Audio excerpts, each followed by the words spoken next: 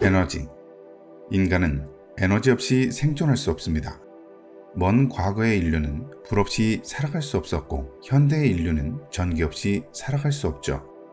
예를 들어 전기가 없어진다면 가장 기본적인 생활조차 불가능한 것이 지금의 우리 인류입니다. 바꿔 말해 에너지 기술의 발전이 인류의 발전이라고 표현해도 전혀 과언이 아닙니다. 그만큼 에너지가 우리에게 주는 영향력은 실로 지대하다고 볼 수 있는 것이지요.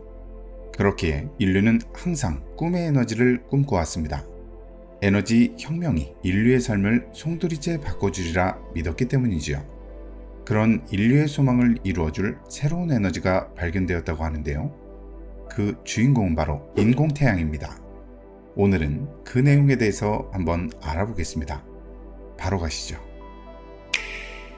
인공태양에 대해 알아보기 위해서는 태양계의 유일의 항성, 태양에 대해 먼저 알아봐야 할 것 같습니다. 낮이면 고개를 들어 태양을 쉽게 볼 수 있기에 에너지 양에 대해 인지하지 못하고 살아가지만 태양은 실로 어마어마한 에너지원입니다. 지구로부터 약 1억 5천만 킬로미터 떨어져 있는 태양은 중심부의 온도는 약 1500만 도, 표면의 온도는 약 6000도, 대기층인 코로나의 온도는 500만 도입니다. 이렇게 엄청난 온도를 유지하면서도 억겁에 가까운 세월을 버티게 해준 메커니즘은 무엇일까요? 그것은 바로 핵융합입니다. 태양 중심부처럼 온도와 압력이 높은 곳에서는 수소가 융합해 헬륨이 생성될 수 있습니다. 새로 생겨난 헬륨이 원래의 수소보다 질량이 조금 작다는 것이 핵심인데요. 두 원소 사이에 사라진 질량이 태양의 에너지의 원천이 되는 것이지요. 사라진 질량은 아인슈타인의 질량 에너지 등급 방정식에 의해 에너지로 전환됩니다.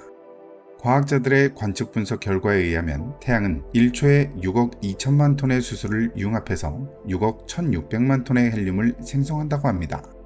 여기서 질량 차에 해당하는 약 400만 톤의 빛으로 전환되는 것이죠. 태양은 수소를 어마어마하게 먹어치우지만 앞으로 50억 년간은 더 융합할 수 있다고 합니다. 우리가 오늘 알아볼 인공태양도 태양과 같은 핵융합 방식을 활용한 차세대 에너지 활용 방안인데요. 앞서 말씀드렸듯 에너지 문제는 인류 전체의 문제와 직결됩니다. 현재 인류는 에너지 고갈 문제에 직면해 있습니다. 이산화탄소를 발생시키는 화력 발전은 더 이상 지속 가능하지 않다는 것이 정설이고, 수력, 풍력 등 신재생에너지의 경우 이산화탄소 발생량은 적지만 투입 자본 대비 에너지 공급 효율이 떨어지죠. 하지만 원자력 발전은 반대입니다. 적은 힘으로 많은 에너지를 무탄소로 생성하죠. 완벽할 것 같은 원자력 발전도 단점은 있습니다. 바로 핵 폐기물인데요. 핵융합 과정에서 필연적으로 발생하는 핵 폐기물은 인류에게 치명적 위험 요소로 꼽힙니다. 실로 치명적인 단점인 것이죠. 하지만 앞서 말씀드린 에너지들의 장점만 합쳤을 뿐 아니라 방사능 오염과 온실가스로부터 자유로운 완벽, 무한에 가까운 에너지원이 있습니다. 바로 태양에너지이죠. 365일 단 한순간도 쉬지 않을 뿐 아니라 무한에 가까운 양의 에너지를 발산하는 그 원리는 핵융합에 있습니다. 서로 다른 핵이 모여 발생하는 에너지인데요. 인공태양도 이런 핵융합 방식으로 구현합니다. 인공태양은 중수소와 삼중수소를 연료로 사용해 1억 도 이상의 초고온 플라즈마를 생성하고 이를 자기장을 활용해 가두는 장치인데요. 이런 핵융합 기술을 이용하면 1리터의 바닷물로 휘발유 300리터에 해당하는 막대한 에너지를 얻을 수 있습니다. 즉, 무한에 가까운 에너지를 적은 대가로 얻을 수 있는 것이지요. 만일 완벽한 인공태양을 구현하게 된다면 인류의 문명은 새로운 국면을 맞이하게 될 겁니다. 무한에 가까운 에너지의 전제는 무한에 가까운 과학기술의 발전을 의미하니 말이죠. 영화 속 발전된 인류의 삶이 우리의 삶이 될 수도 있는 것입니다. 이러한 핵융합 방식에는 토카막, 헬리켈, 레이저 방식이 있습니다. 이 중 토카막 방식을 가장 진부한 방식으로 꼽는데요.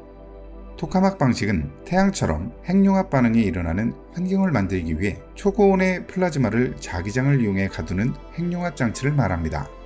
그렇다면 이 토카막 방식을 연구하는 나라는 어떤 나라일지도 한번 알아봐야겠죠? 예상하셨을지 모르겠지만 토카막 방식을 연구하는 나라 중 가장 선두를 달리고 있는 곳은 우리 대한민국입니다. 그리고 대한민국이 자체 구축한 초전도 핵융합 연구장치, 즉 K스타가 1억 도가 넘는 초고온 플라즈마 운전을 30초 유지하는 데 성공하면서 한국의 핵융합 기술을 전 세계에 자랑했습니다. 이는 세계 어떤 국가도 넘지 못했던 세계 신기록입니다. 미국, 유럽연합, 러시아, 인도, 중국, 일본 등 세계 각국이 참여하고 있는 국제 핵융합 실험실로 구축을 대한민국이 진두지휘하고 있는 이유이기도 하죠. K스타를 연구하고 있는 한국핵융합에너지연구원은 2026년 300초 달성을 목표로 하고 있습니다. 과학자들에 따르면 300초 달성은 그 의미가 크다고 하는데요. 300초는 핵융합발전소 운영 최소 기준으로 24시간 운전으로 갈 수 있는 기술 확보를 뜻하기 때문이죠. 플라즈와 상호작용 시간이 약 100초인 점을 고려하면 100초까지만 도달한다면 300초까지는 무리가 없을 것이라는 의견도 다수 있습니다. 이를 위해 정부는 핵융합을 활용해 실제 전력을 생산할 수 있는 실증로 설계에 착수했습니다. 과학기술정보통신부는 지난 6월 7일 실증로 설계 준비팀 착수식을 열고 핵융합 전력 생산 실증로 설계에 본격 착수한다고 밝혔는데요. 2035년까지 실증로 설계를 완료한다는 목표를 제시하고 단계별 설계를 진행한 것이죠. 물론 아직까지 넘어야 할 산은 많습니다. 실제 핵융합 에너지가 상용되기 위해서는 크게 4가지 숙제가 남아 있습니다. 첫 번째, 최대 전기 출력이 500MW 이상일 것. 두 번째, 삼중 수소의 유효 작업률을 충분히 높일 것. 세 번째, 안전성을 확보할 것. 네 번째, 경제성을 확보할 것. 이 모든 조건을 만족해야 하는 것인데요. 무엇보다 비용과 인력이 만만치 않습니다. 관계자들의 의견에 따르면 핵융합 실증로는 최소 20만 평 규모로 구축되어야 하며 설립 위치에 따른 지역 민 여론도 고려해야 한다며 쉽지 않은 미션임을 밝히기도 했습니다. 하지만 계획대로 프로젝트가 추진된다면 최소 2050년대에는 상용화 발전소를 운영할 수 있을 것이라 기대하고 있습니다. 핵융합은 핵 에너지를 사용하지만 원자력 발전에 활용하는 핵분열과는 정반대의 원리로 작동합니다. 핵분열은 우라늄이나 플루토늄의 핵이 분열하면서 나오는 에너지를 이용하는데요. 반면 핵융합은 수소가 헬륨으로 합쳐지면서 생기는 에너지를 활용하는 것이죠. 이는 태양이 에너지를 발생시키는 모습과 많이 닮았습니다. 태양이 빛과 열을 내는 메커니즘이 내부에서 끊임없이 일어나는 수소의 핵융합 반응 때문이니 말이죠. 기본적으로 핵융합에는 고열이 필요합니다. 커다란 천체의 경우 생성 초기에 중합된 고중량 원소의 분기열과 소천체 흡수 충돌열 등 자체적으로 고온의 환경을 만들어낼 수 있고 부피가 일정 이상 늘어남에 따라 심부 압력이 높아지면 온도는 더 올라가 스스로 핵융합을 할 수 있는 상태가 되죠. 하지만 이런 규모의 물질을 사람 손으로 다루는 것은 불가능합니다. 그럼에도 기술적 한계를 고려하지 않는다 가정했을 때 현재 자체를 고속화시킬 수 있는 방법은 존재합니다. 일단은 항성의 핵이 될 수 있는 고중력체가 필요한데요. 거대 행성급의 중력으로는 너무 오랜 시간이 걸리기 때문에 최소한 백색 외성이나 중성별자급 물건이 필요합니다. 이것을 성간 물질이 많은 곳에 위치시키려면 자동적으로 주위의 가스들을 끌어모아 핵융합을 일으키죠. 지금까지 핵융합과 인공태양에 대해 알아보았습니다. 핵융합과 관련해서는 아직 많은 의견이 대립 중입니다.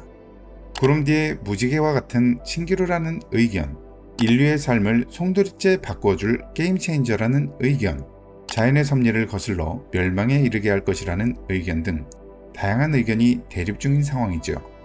하지만 현재로서는 아무것도 알 수 없습니다. 그저 어떤 결과가 나올지 기다릴 뿐이죠. 개인적으로는 인류에게 큰 도약의 기회를 줄 새로운 개념의 기술이 될 것이라고 생각하는데 여러분의 생각은 어떠신가요? 댓글로 여러분의 생각을 말씀해 주세요. 더 많은 과학의 비밀이 밝혀지는 그날에 여러분과 함께하기를 바라며 오늘의 영상 마치도록 하겠습니다. 좋아요와 구독은 영상 제작에 큰 힘이 됩니다. 시청해 주셔서 정말 감사합니다. 지금까지 우주곰돌이었습니다.